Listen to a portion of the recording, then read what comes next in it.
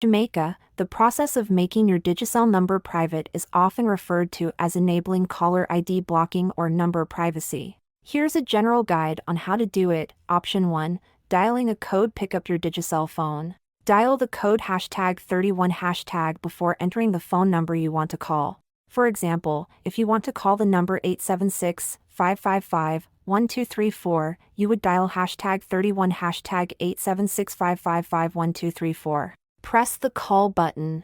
Your number should now be hidden for that specific call. Option 2. Use the phone settings. Please note that the steps might vary depending on your phone model, but generally, go to your phone settings.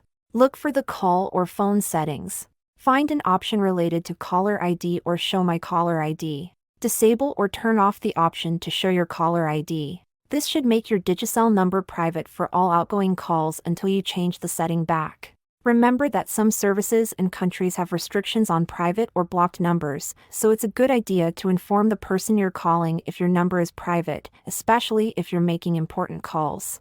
If you encounter any difficulties or if the options provided don't work for your specific phone model, consider reaching out to Digicel customer support for assistance.